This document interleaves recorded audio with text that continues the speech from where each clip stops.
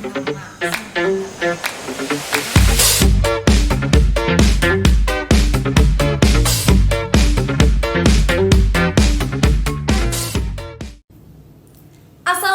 warahmatullahi wabarakatuh. Salam Om Swastiastu, Namo Buddhaya, salam kebajikan, dan salam sejahtera bagi kita semua. Perkenalkan, nama saya Salma dari kelas Ilmu Pemerintahan A angkatan 2022 dengan NIM 22020-26017. Hari ini saya akan membahas sedikit materi tentang hukum tata pemerintahan, mengenai apa itu hukum tata pemerintahan.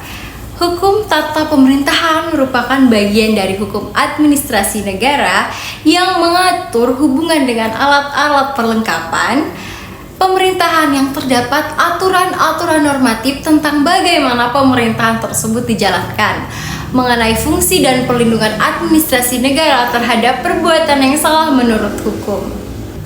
Hukum tata pemerintahan berperan bagaimana terwujudnya tata kelola pemerintahan yang baik, aturan hukum yang kuat dan ketat sehingga terjadi penyelenggaraan kinerja yang baik bagi negara dan juga mengharmonisasi pelayanan yang terbaik, meningkatkan esensi kesejahteraan serta sebagai alat kontrol terhadap pemerintahan yang menyebabkan atau menimbulkan terjadinya penyalahgunaan kekuasaan dan kewenangan oleh pemerintah itu sendiri. Urgensi dari hukum tata pemerintahan terdapat pemerintahan yang luas, kekuasaan yang besar, sumber daya yang luas, kekuasaan cenderung satu sisi baik atau satu sisi buruk. Fungsi hukum tata pemerintahan ada fungsi regulasi, fungsi pengarahan, fungsi pengawasan, fungsi perlindungan, dan fungsi pemberdayaan. HTP terbentuk sebagai keadilan pemanfaatan kepastian sebagaimana pada pasal 1 ayat 2 Undang-Undang Dasar 1945, Kedaulatan Undang-Undang Dasar Lembaga Negara. Terus ada pasal 2 ayat 3 Negara Hukum, lalu ada UU nomor 30 tahun 2014 mengenai administrasi pemerintahan, asas-asas umum pemerintahan yang baik atau layak. Tujuan hukum tata pemerintahan yaitu keadilan. HTP bertujuan untuk menciptakan suatu keadilan untuk semua lapisan masyarakat. Lalu ada kebermanfaatan, yaitu dapat memberikan manfaat yang sebesar-besarnya bagi masyarakat. Terus ada kepastian hukum. Maksudnya kepastian hukum yaitu memberikan kejelasan dan kepastian terhadap aturan yang berlaku. Asas-asas hukum tata pemerintahan. Ada legalitas atau jaminan akan hukum terhadap pemerintah. Lalu ada HAM, perlindungan hak asasi manusia. Lalu ada lex specialis derogat lex generalis. Asas ini menyatakan bahwa peraturan yang lebih khusus mengesampingkan peraturan yang lebih umum. Ada lex posteriori, lex priori.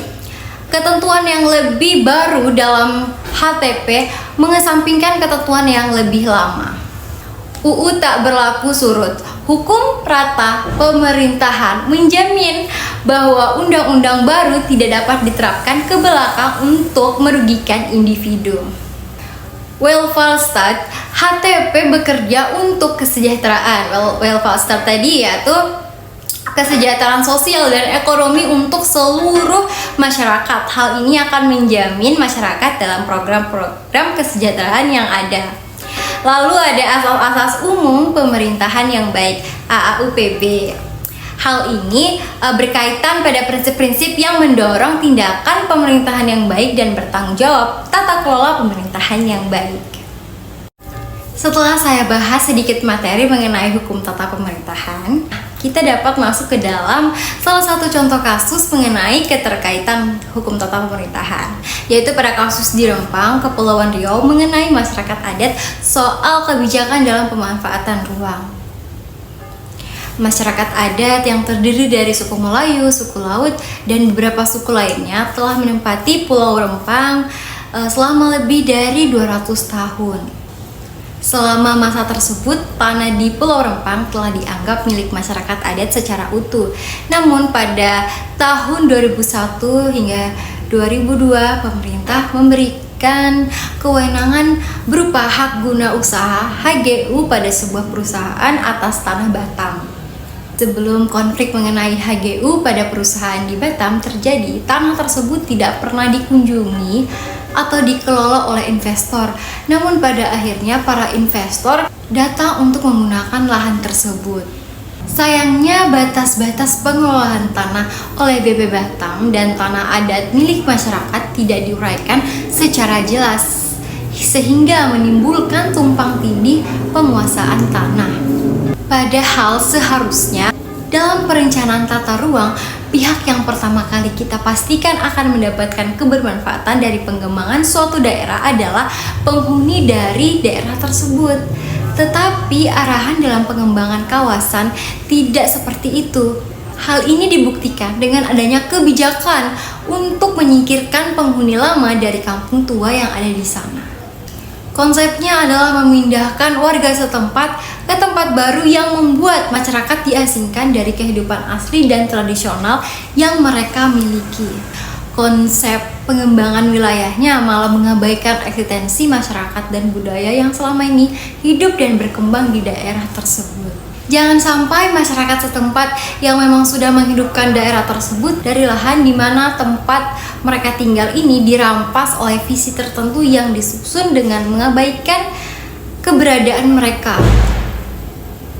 Hal ini bukan saja terjadi di Rempang, permasalahan masyarakat adat juga telah terjadi pada warga Pemaluan di Kalimantan Timur yang terancam digusur oleh Otorita Ibu Kota Nusantara (IKN). Dalam surat ultimatum, warga hanya diberi waktu 7 hari sebelum penggusuran surat tersebut. Hal ini terjadi juga pada warga adat yang merasa diusir setelah menerima surat ultimatum dan surat panggilan dari Otorita IKN itu. Sebanyak 200 warga RT 05 Pemaluan pun menjadi heboh. Bagaimana tidak, surat tersebut menyebut bahwa bangunan tempat mereka tinggal merupakan kawasan ilegal dan harus segera dirobohkan.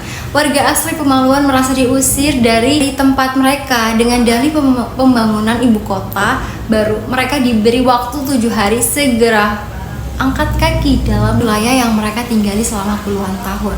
Warga merasa ketakutan dan ini seperti yang tadi saya katakan, peristiwa Rempang Jilid 2. Juru bicara Otorita IKN, Troy Pantau, memastikan penggusuran tidak dilakukan secara semena-mena. Seluruh tindakan yang dilakukan oleh Otorita IKN adalah untuk kehidupan yang lebih baik di IKN. Tetapi terdapat koalisi masyarakat tolak penggusuran. 16 organisasi yang tergabung dalam koalisi masyarakat sipil Kalimantan Timur menolak upaya penggusuran, perampasan tanah, dan pembongkaran paksa rumah warga untuk proyek pembangunan IKN.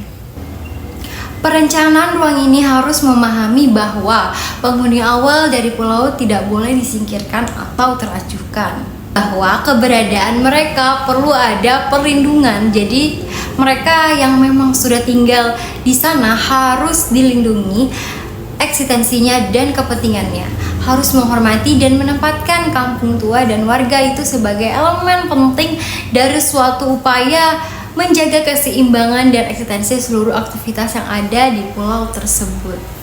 Nah, dari sisi ini tentu saja kita melihatnya bahwa perlu ada perencanaan ulang yang lebih berpihak pada warga setempat. Fenomena ini selalu saja ditemukan di berbagai macam dokumen tata ruang, di mana setiap ruang yang direncanakan selalu saja menimbulkan kerugian pada warga yang bermukiman di lahan yang direncanakan tersebut.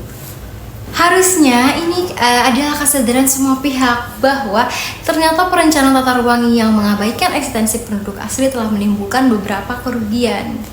Pemerintah dapat meninjau ulang dokumen tata ruang yang menempatkan pulau ini sebagai pulau kota baru.